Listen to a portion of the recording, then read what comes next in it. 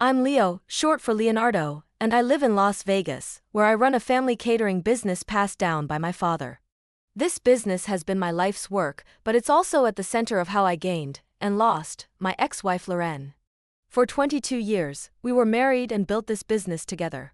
Lorraine was the face of the company, handling marketing and client relations with finesse, while I managed operations, finances, and delivery. We made a great team, raising 2 sons in the process, Donald, now 19 and helping with the business, and Ron, who's 14 and still in school. Lorraine and I had what seemed like a classic love story. We met in business school, bonded over late-night study sessions, and eventually fell in love. After a few years of dating, we tied the knot, and I was certain I'd found my lifelong partner. But life has a way of teaching hard lessons, and success, as I've learned, can sometimes blind you to what's really happening beneath the surface.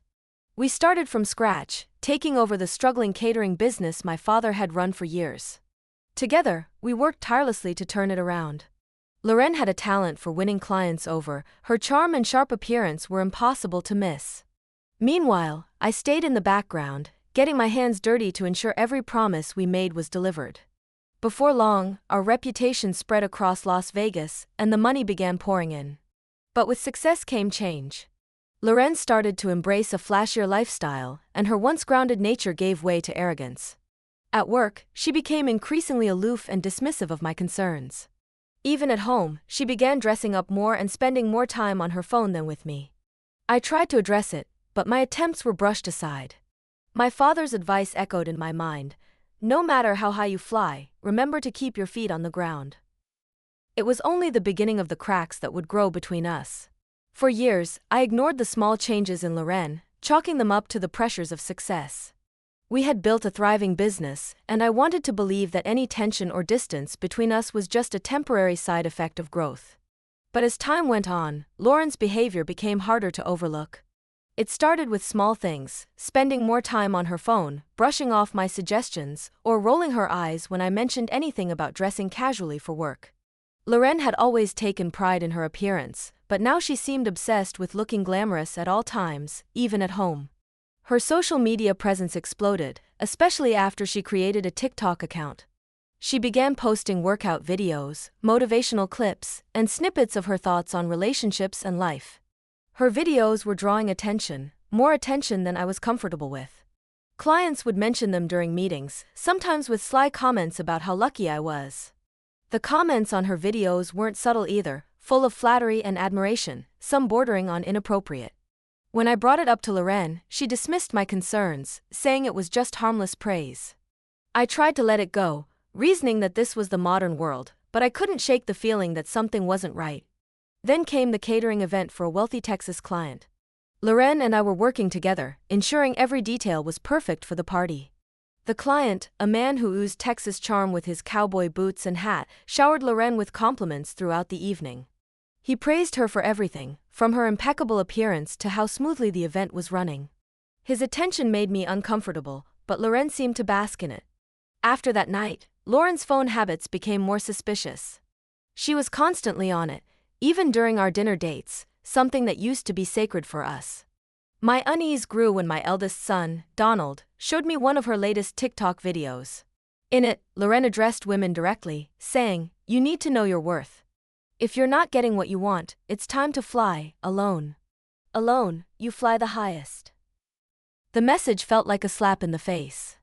Lorraine had everything: money, a home, a family, and a business we built together. What more could she possibly want? When I asked her about it, she brushed it off, saying she was just trying to inspire others. But her words and actions didn't match. Things escalated when Lorraine posted a video of herself dancing in a bikini by the pool. Furious, I called her and told her to take it down immediately. She protested, claiming it was harmless, but I insisted. Reluctantly, she deleted the video. But the damage was done. Screenshots of the video were already circulating, and even a close friend of mine sent one with a casual comment about how great Lorraine looked. I blocked that friend immediately. Our marriage was unraveling, and I could feel it. Lauren's priorities had shifted, and I no longer recognized the woman I had married. Then came the bombshell. Lorraine announced she needed to attend a business conference in Austin, Texas. She said it was an opportunity to expand our network, but when I suggested coming along, she declined. Her excuse? The organizers only offered one hotel room. I pointed out we could afford any hotel in Austin, but she insisted she needed to stay with the group for networking purposes. Reluctantly, I let her go, but something about the trip didn't sit right with me. While Loren was away, she continued posting videos, including one where the same Texas client made an appearance. My suspicions deepened, but I told myself I was overthinking it. That was a mistake. When Loren returned, she seemed different, flashier, more distant, and dressed in clothes that were now shorter and more revealing. The final straw came when a video of Loren giving a marketing talk went viral. She wasn't representing our business, she was promoting the Texas client's company instead. I confronted her, and she finally admitted that she wanted to leave our business to work for him. She claimed it was a better opportunity and that she had already arranged to transfer her shares to our sons. The decision was presented as if it were logical, even professional, but I couldn't ignore the betrayal beneath it. When I pressed for details, Loren became defensive, accusing me of holding her back and refusing to evolve. "You never changed," she snapped. "You're the same as you were 20 years ago, and I can't grow with you." Her words stung, but they also revealed the truth. She had already made up her mind to leave, not just the business, but our marriage. 2 days later, Loren gathered the family for dinner. I sat at the table with our sons, Donald and Ron, sensing something was off. Loren appeared composed, but there was an air of finality about her. As we ate, she announced that she had officially transferred her shares of the business to Donald and Ron. Before I could even process that, she slid a set of divorce papers across the table to me. The room fell silent. Donald looked at me, his face frozen in shock, while Ron stared at his plate, visibly upset. I picked up the papers, scanning them quickly. Loren didn't want alimony or any financial settlement. She was walking away from everything we had built together, leaving the business, the house, and our family behind. I couldn't understand it. We had weathered years of struggles to build this life, and now she was abandoning it all. Loren's reasoning was clear but cold. She wanted freedom, independence, and the chance to pursue what she called greater success. She believed she had outgrown both the business and me. I didn't argue or beg. There was no point. Loren had already made her decision, and the woman sitting across from me was no longer the person I had married. I signed the papers without a word. The days that followed were surreal. Loren moved to Austin, Texas, to join the business of the same rich Texas client who had been showering her with attention. Meanwhile, I promoted Tanya, one of our marketing team members, to fill Loren's role. Despite the upheaval, the business continued to run smoothly. Financially, I was stable, still in my home, and, in some ways, freer than I had been in years. But the emotional toll lingered. A few days after the divorce was finalized, Donald showed me one of Loren's latest TikTok videos. In it, she stood by a pool in a bikini, recounting her version of our marriage. She claimed I had been controlling, that I had made all the decisions early on, and that she had only started to thrive once she broke free.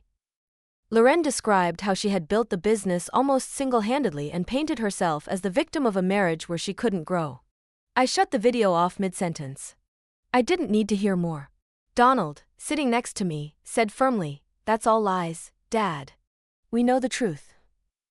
His words brought some comfort, but Loren's betrayal ran deeper than just her leaving. It was the rewriting of our history, the public airing of her twisted version of events. Months passed, and I focused on moving forward. Then one day, an unknown number called. Against my better judgment, I answered. It was Loren. Her voice was trembling, and she was crying. She said she wanted to come back home, that she had made a mistake. I didn't ask for details. I didn't need to. I hung up the phone and immediately blocked the number. Later, a mutual friend filled in the blanks. Loren's new life in Texas had fallen apart. The rich client she had left everything for had only hired her as a distraction, someone to flaunt and entertain himself with. There was no real job, no stable future, and once he got bored, he dumped her. She was now struggling to find work and scraping by financially. Hearing this, I felt no sympathy. Loren had made her bed and now had to lie in it. She had traded a stable, successful life for a fleeting fantasy, and it had backfired spectacularly. My sons, too, had moved on from Loren. Donald, preparing for his wedding, informed me that he had no intention of inviting her. Ron, still young but wise beyond his years, chose to cut contact with her entirely. Lorraine had lost not just her husband and her business, but also the respect and love of her children. In the end, Lauren's choices left her isolated, while I found peace in the life she had walked away from. She had gambled everything, her family, her stability, her reputation, and lost it all for a fleeting dream that quickly turned into a nightmare. Her calls and attempts to reconnect were met with silence from me. Lauren's chapter in my life was closed, and I had no intention of reopening it. Meanwhile, my focus shifted entirely to my sons and our business. Donald took on more responsibilities, proving himself a natural leader, and Ron continued to thrive in school, showing glimpses of the same work ethic that had built our family's legacy. Watching my boys grow into capable, strong men brought me a sense of pride that far outweighed the pain Lorraine had caused. I also found solace in the simpler joys of life, sharing cigars with my father, who continued to visit the office occasionally, and cherishing the camaraderie of my close-knit team at work.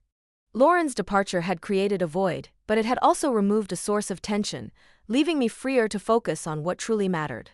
As for Lorraine, I hear snippets about her from time to time.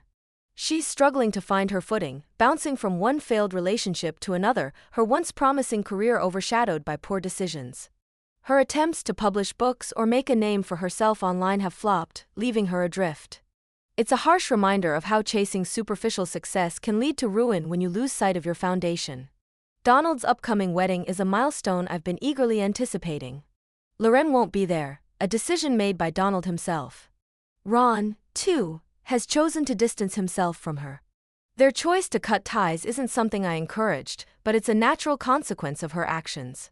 Lorraine left, not just me, but her family, and they've chosen to move forward without her. I've stayed single since the divorce, not because I fear relationships, but because I've found a contentment in my independence. Life is quieter now, less complicated, and I've come to appreciate that. Lauren's betrayal was a painful lesson, but one that reinforced my father's advice: stay grounded, no matter how high you fly. To anyone listening, let Lauren's story serve as a cautionary tale. Don't take the people who stand by you for granted. Success is fleeting, but family and trust are what truly endure. If you've made it this far, please consider subscribing to my channel for more stories like this. Your support means everything.